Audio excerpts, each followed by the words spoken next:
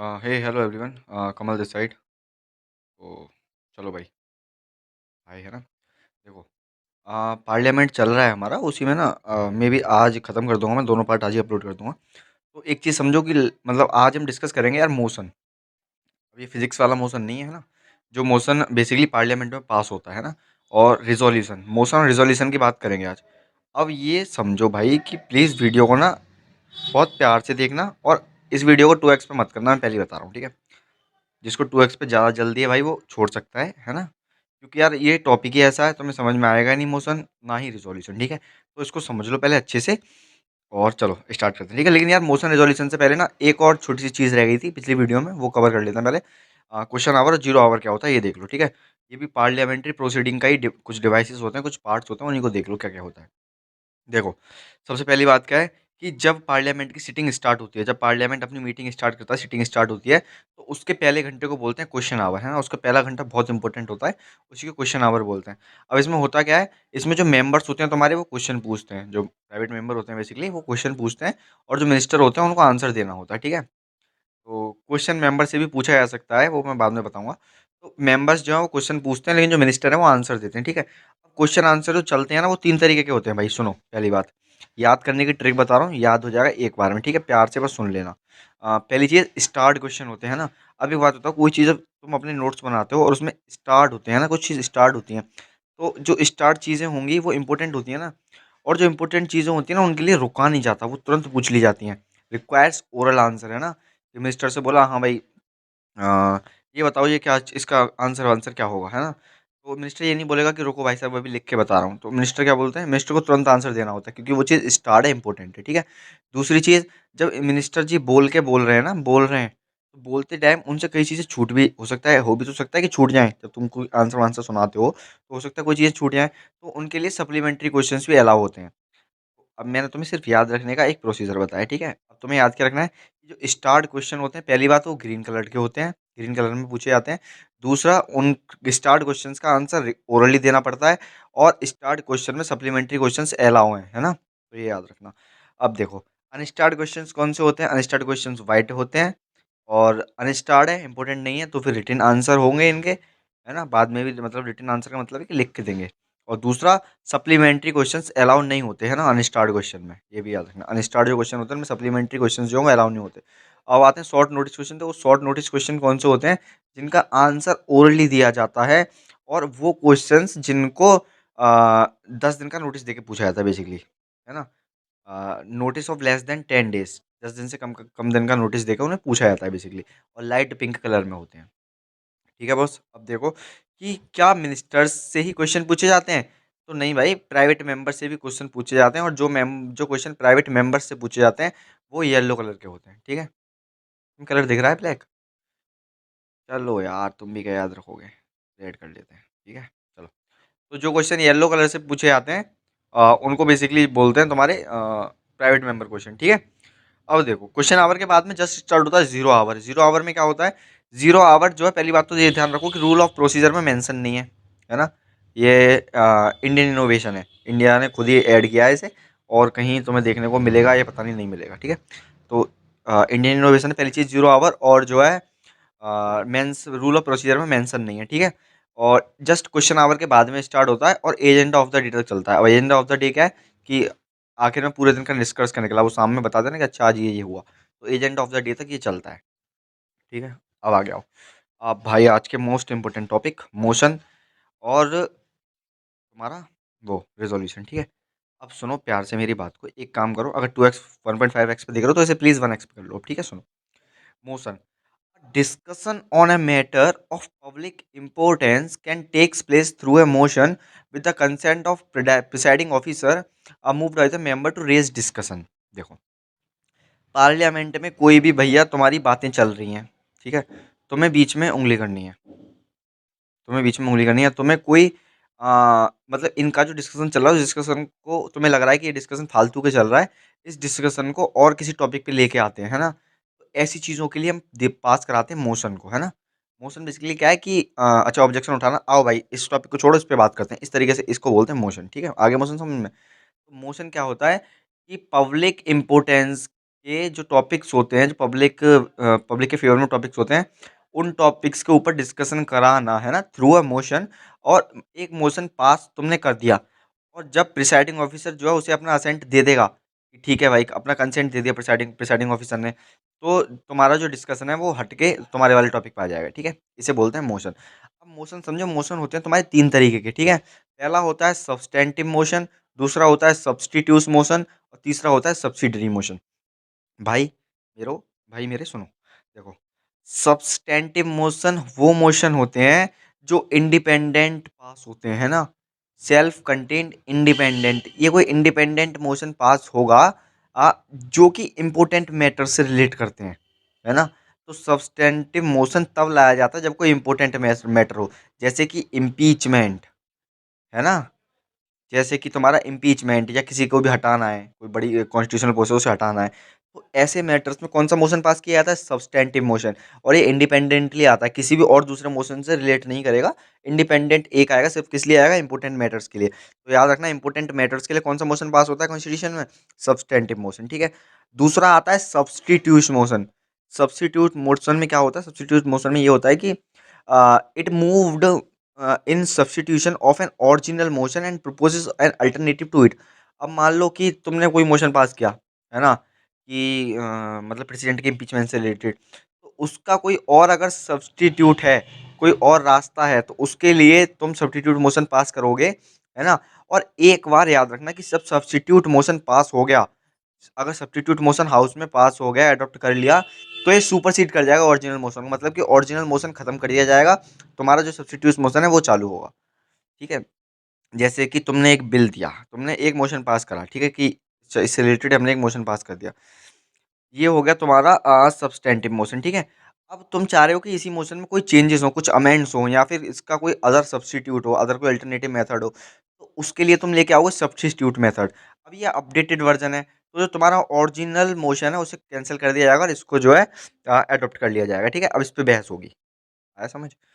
अब देखो, subsidiary motion क्या होता है, सब्सिडरी मोशन को समझो कि ये मोशन का अपने आप में कोई मतलब नहीं होता भाई, सब्सिडरी मोशन का।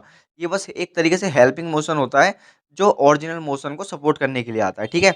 इसका अपने आप में कोई महत्व नहीं है भाई, कोई अपना सेल्फ कोई मीनिंग नहीं है इसका, कोई जो है can not steal the discussion of the house without reference to original matter, ठीक है। बिना ओरिजिनल मैटर के रेफरेंस के ये आएगा ही नहीं, ठीक है। तो किसी दूसरे मैटर से लिंक करता है।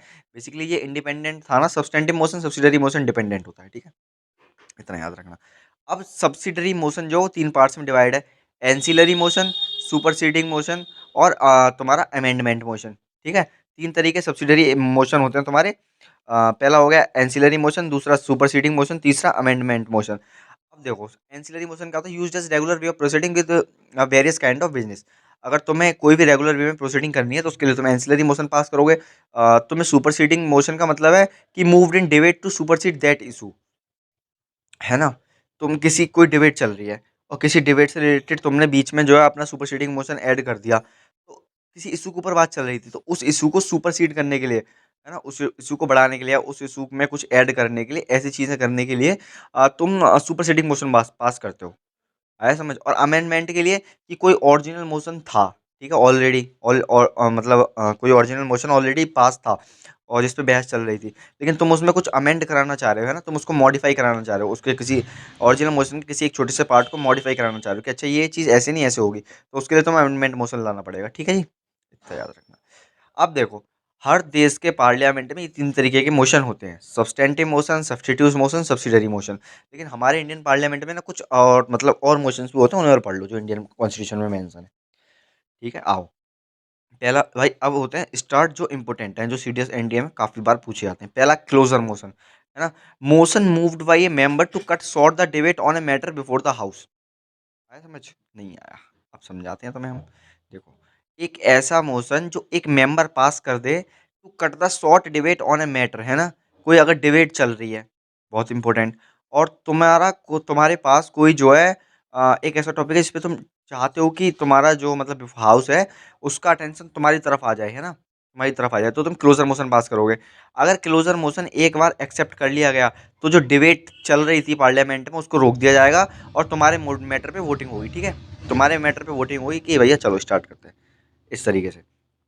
अब ये क्लोजर मोशन 4 तरीके के होते हैं, simple closure, closure by compartment, kangaroo closure और गिलोटिन क्लोजर, ठीक है?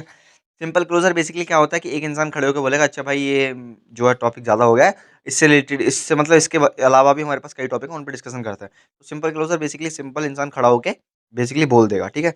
अब क्लोजर बाय कंपार्टमेंट्स का मतलब क्या है कि कोई डिबेट चल रही है पार्लियामेंट में बहुत बड़ी, है ना?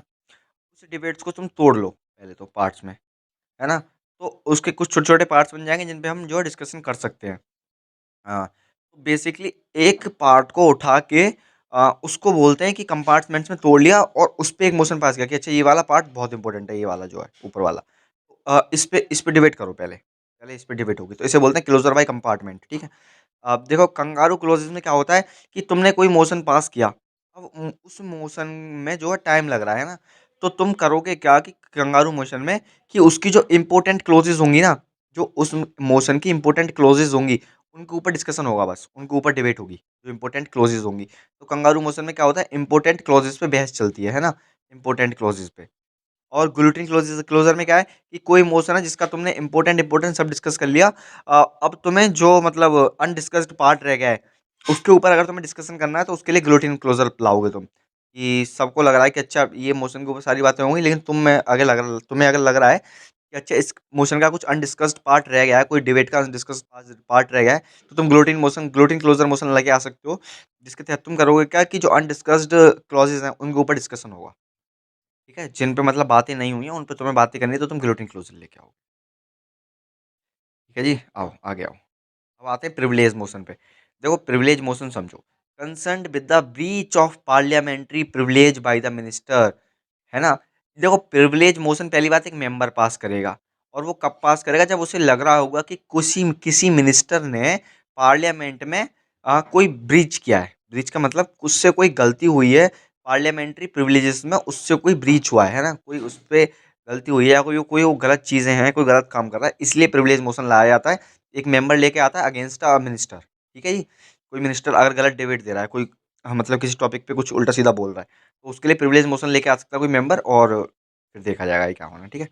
अब देखो कॉलिंग अटेंशन मोशन, जैसे ज़ीरो आवर इंडियन इनोवेशन था ना, ऐसे ही कॉलिंग अटेंशन मोशन तुम्हें इंडियन इनोवेशन है ना? ये सिर्फ़ इंडिया में मिलेगा तुम्हें। अब समझो इंट्रोड्यूस्ड बाय ए मेंबर, एक मेंबर के द्वारा इंट्रोड्यूस किया जाएगा ये मोशन और हुआ क्या to call the attention of a minister to a matter of urgent public importance. कोई डिबेट चल रही है और कोई मिनिस्टर खड़ा होके कोई उसको पता है कि कुछ अर्जेंट मैटर है उसके पास जो पब्लिक इम्पोर्टेंस से रिलेटेड है, तो वो सीधे खड़ा होके कॉलिंग अटेंशन मोशन पास करा सकता है और जिससे अगर प्रिसाइडिंग ऑफिसर उसको अपना कंसेंट दे देते हैं तो उसके टॉपिक पे फिर बहस होगी, डिबेट होगी, ठीक है? अब देखो इसी का अपग्रेडेड वर्जन है एडजर्नमेंट मोशन। एडजर्नमेंट मोशन में क्या होगा, introduce in the parliament to draw attention of house to a definite matter of urgent public matters, है ना? अब ये भी पार्लियामेंट में पास होगा, लेकिन ये सिर्फ़ लोकसभा में पास होगा, क्यों? क्योंकि जो बहुत ज़्यादा इम्पोर्टेंट मैटर होंगे ना पब्लिक इम्पोर्टेंस के, पहली चीज़ पब्लिक इम्पोर्टेंस मैटर होनी चाहिए, है ना? पब्लिक से रिलेटेड मैटर होनी चाहिए, तभी ये पास होगा और लोकसभा में पास होगा सिर्फ़, और इसको पास करने के लिए तुम्हारे सपोर्ट में 50 मेंबर होने चाहिए। तो कॉलिंग अटेंशन मोशन का ही एक अपडेटेड वर्ज़न है एडजर्नमेंट मोशन और ये इम्पोर्टेंट भी है, एग्ज़ाम्स में आता भी है। कितने लोग चाहिए होते हैं? 50 मेंबर चाहिए होते हैं तुम्हारी सपोर्ट में। और भाई एक चीज़ ध्यान रखना कि एडजर्नमेंट मोशन में सिर्फ़ एक बार पास किया तुमने तो एक ही मैटर पे बहस होगी, है ना? फालतू के तुम इधर-उधर की बातें नहीं करोगे, सिर्फ़ उसी टॉपिक पे बहस होगी। और अगर एक बार पार्लियामेंट में एडजर्नमेंट मोशन पास हुआ, तो भाई साहब ढाई घंटे तक उस टॉपिक पे बहस होती रहेगी। उस पे डिबेट चलनी है, वोटिंग चलनी है ढाई घंटे। ढाई घंटे से कम पे वोटिंग रुकनी नहीं चाहिए और ना डिबेट रुकनी चाहिए, ठीक है? और should not raise a question of privilege, ये भी याद रखना, ठीक है जी? चलो आओ। अब कॉलिंग अटेंशन मोशन हो गया, अब आओ नो कॉन्फिडेंस मोशन पे भाई साहब, इसे और समझ लो प्लीज़, है ना? देखो नो कॉन्फिडेंस मोशन क्या है? It is a motion through which Lok Sabha can remove a ministry from the office by passing no confidence motion. आया कुछ समझ में? नहीं आया, समझो। देखो, अगर ये मोशन पास होता है, तो लोकसभा क्या कर सकती है? किसी भी मिनिस्टर को या किसी भी मिनिस्ट्री को ऑफिस से रिमूव कर सकती है, ठीक है? और नो कॉन्फिडेंस मोशन के लिए भी तुम्हें 50 मेंबर चाहिए और ये पास लोकसभा से अगर होएगा, तो तुम्हारे जो काउंसिल ऑफ मिनिस्टर्स हैं, उनको रिज़ाइन करना पड़ेगा, है ना? उनको करना पड़ेगा रिज़ाइन। तो मैं सब देखो क्लियर करके बताऊँ, नो कॉन्फिडेंस मोशन और सेंसर मोशन में क्या होता है? नो कॉन्फिडेंस मोशन पास हुआ, ठीक है? नो कॉन्फिडेंस मोशन जब पास हुआ तो लोकसभा ने क्या किया कि पास कर दिया। अब होना in which Lok Sabha can remove a ministry from the office by passing no confidence motion, ठीक है? हाँ, देखो भाई, अगर नो कॉन्फिडेंस मोशन का मतलब है कि तुम्हें अगर गवर्नमेंट की चीज़ों में ज़्यादा दिक्कत हो रही है, तुम्हें लग रहा है गवर्नमेंट ढंग से काम नहीं कर पा रही, तो बेसिकली अपोजिशन वाले जो मेंबर होते हैं वो नो कॉन्फिडेंस मोशन ला सकते हैं, लेकिन तुम्हारे अंडर में 50 मेंबर होने चाहिए। और इस केस में नो कॉन्फिडेंस मोशन में अगर जो रिसेंट गवर्नमेंट है वो अपनी मेजोरिटी प्रूव नहीं कर पाई लोकसभा में अगर अपनी मेजोरिटी प्रूव नहीं कर पाई, तो होगा क्या भैया कि जो पार्लियामेंट है, जो काउंसिल ऑफ मिनिस्टर्स हैं, हेडेड बाय प्राइम मिनिस्टर, वो अपना त्याग पत्र देगा, है ना? बेसिकली गवर्नमेंट गिर जाएगी नो कॉन्फिडेंस मोशन में। तो नो कॉन्फिडेंस मोशन है बहुत इंपॉर्टेंट, ठीक है? इसे याद रखना। अब इम्पोर्टेंट से क्या है कि इसमें पूरी की पूरी गवर्नमेंट गिर जाती है भाई साहब। अगर एक बार नो कॉन्फिडेंस मोशन पास हो गया लोकसभा से, है ना? राज्यसभा का तो इतना इंपॉर्टेंट नहीं है, क्योंकि जो काउंसिल ऑफ मिनिस्टर्स होते हैं, जो पार्लियामेंट प्राइम मिनिस्टर होता है, बेसिकली वो लोकसभा से होते हैं। तो होता क्या है कि अगर लोकसभा से एक बार नो कॉन्फिडेंस मोशन पास हो गया, तो काउंसिल ऑफ मिनिस्टर को रिजाइन करना पड़ेगा, है ना? अगर वो अपनी मेजोरिटी प्रूव नहीं कर पाए और उनके उनके तरफ वोटिंग नहीं हुई तो, है ना? तो ऐसा बेसिकली जो सिंगल पार्टी गवर्नमेंट होती है उसमें से नहीं होता, लेकिन जो कोलिशन गवर्नमेंट बनाते हैं उसमें हो जाता है कई बार, है ना? कि तुमने इलेक्शन के टाइम पे तो कोलिशन करके गवर्नमेंट बना ली, लेकिन जब नो कॉन्फिडेंस मोशन पास हुआ तुम्हारे मिनिस्टर्स तुम्हारे साथ नहीं है, तो उस केस में जो है पार्टी खत्म हो जाती है, मतलब गवर्नमेंट गिर जाती है। सेंसर मोशन समझो, सेंसर मोशन में क्या है, इशूड अगेंस्ट इंडिविजुअल मिनिस्टर के इशूज अगेंस्ट में हो सकता है, ग्रुप ऑफ मिनिस्टर्स के अगेंस्ट में हो सकता है, काउंसिल ऑफ मिनिस्टर्स के अगेंस्ट में हो सकता है, ठीक है? तो नो कॉन्फिडेंस मोशन और सेंसर मोशन में अंतर ये समझो कि नो कॉन्फिडेंस मोशन पूरी गवर्नमेंट को तुम क्रिटिसाइज कर रहे हो कि गवर्नमेंट को गिरा नहीं चाह रहे हो तुम पूरा प्रॉपर। सेंसर मोशन में क्या है, तुम क्रिटिसाइज कर रहे हो गवर्नमेंट को या किसी मिनिस्टर को या किसी ग्रुप ऑफ मिनिस्टर्स को, ठीक है?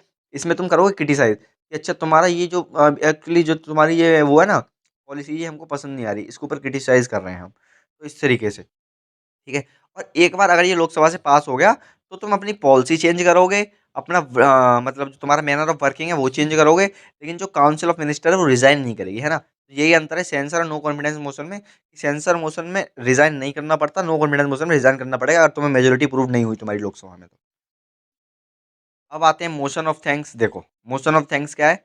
मोशन ऑफ थैंक्स में क्या होता है कि जो जब पहले एक चीज़ समझो, जनरल इलेक्शन के बाद जो पहला सेशन होता है और जो फर्स्ट सेशन होता है एवरी फिस्कल ईयर का। फिस्कल ईयर का होती है अप्रैल से लेके होती है ना तुम्हारी मार्च तक।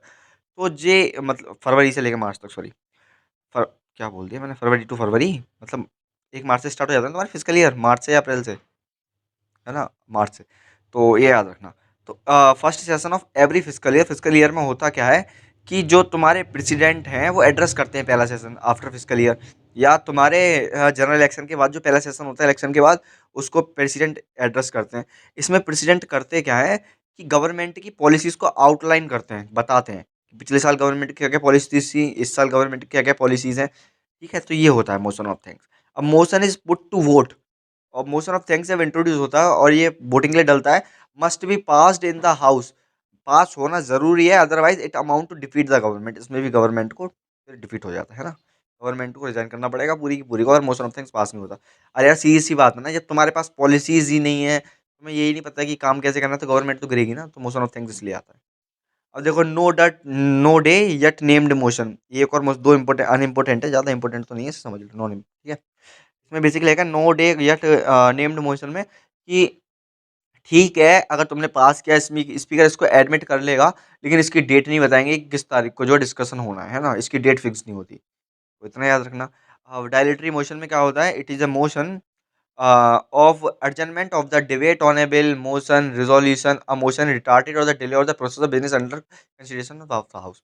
कोई मान लो डिबेट चल रही है ना? तुम्हें लग रहा है कि नहीं भाई, ये जो डिबेट है ना ये बाद में होनी चाहिए, अभी इससे इम्पोर्टेंट कुछ है, ये बाद में होनी चाहिए लेकिन बाद में होनी चाहिए। कोई डिबेट है उसको तुम पेंडिंग में डलवाना चाहते हो, कोई मोशन आया मान लो, तो तुम चाहते हो कि नहीं यार ये मोशन बाद में आना चाहिए, ये रिज़ॉल्यूशन बाद में आना चाहिए। तो कोई चीज़ को डिले करने के लिए कौन-सा मोशन लाया जाता है? Dilatory motion. तो ये भी याद रखना, ठीक है? डायलेटरी मोशन लाया जाता है। ये और समझो, ठीक है?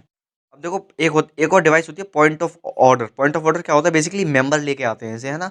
Raised by member when the proceeding of the house do not follow the normal rules of the procedure. कि जो पार्लियामेंट में प्रोसीडिंग चल रही है, वो नॉर्मल रूल्स से नहीं चल रही है ना, कुछ उसमें मतलब दिक्कत हो रही है, नॉर्मल रूल्स नहीं हो रहे। तो बेसिकली मेंबर जो है पॉइंट ऑफ ऑर्डर पास कर सकते हैं, और यूजुअली अपोजिशन गवर्नमेंट लेके आती है इसे, है ना? कि जो सेंट्रल गवर्नमेंट है वो रूल ऑफ प्रोसीजर से नहीं चल रही है, तो अपोजिशन वाले लेके आते हैं पॉइंट ऑफ ऑर्डर को। इसमें क्या होता है, इसमें डिबेट अलाउ नहीं होती, डिबेट विबेट कुछ नहीं होगी, बस सिंपल पास होता है ये पॉइंट ऑफ ऑर्डर, ठीक है। यार एक और चीज़ समझ लो कि रिज़ॉल्यूशन क्या होता है, देखो रिज़ॉल्यूशन बेसिकली एक टाइप के मोशन ही होते हैं ना। ये मैंने यहाँ लिख रखा है कि all resolution come in the category of substantive motion, ये लक्ष्मीकांत की लाइन है प्रॉपर। जितने भी रिज़ॉल्यूशन होते हैं वो सब्सटेंटिव मोशन होते हैं। सब्सटेंटिव मोशन कौन से होते थे, बताया तो था पीछे, सब्सटेंटिव मोशन वो होते थे जो इंडिपेंडेंट होते थे और किसी इंपॉर्टेंट मैटर्स के लिए लेके आए जाते थे। तो रिज़ॉल्यूशन भी ऐसे ही होते हैं ना। अब बस अंतर इतना है कि मोशन खड़े होकर तुमने सिंपल पास करा लिया, रिज़ॉल्यूशन तुम्हें बस लिख के देना पड़ेगा, है ना, कि ये तो member who has passed moved a resolution और amend a resolution can not withdraw. अगर किसी मेंबर ने रिज़ॉल्यूशन पास किया है या उसको अमेंड किया है किसी चलते हुए रिज़ॉल्यूशन को, तो वो उसे वापस नहीं ले सकता जब तक उसे हाउस ना छोड़ दे, है ना, by leave of the house. इतना याद रखना। मेंबर कैन मूव रिजोल्यूशन, और क्यों करते हैं रिजोल्यूशन को पास, हाउस का टेंशन लेने के लिए, ठीक है भाई, ये सेम है। All motions are not necessary put to vote of the house but all the resolution required to be voted, है ना। सारे मोशंस जरूरी नहीं है कि उन पर वोटिंग हो, लेकिन सारे रिजोल्यूशन पे वोटिंग होती है। अब तीन टाइप के रिजोल्यूशन समझ लो, तीन टाइप के रिजोल्यूशन क्या होते हैं। पहला होता है प्राइवेट मेंबर रिजोल्यूशन, जो प्राइवेट मेंबर लेके आते हैं, ठीक है। और ये हर फ्राइडे को डिस्कस किए जाएंगे आफ्टर सिटिंग।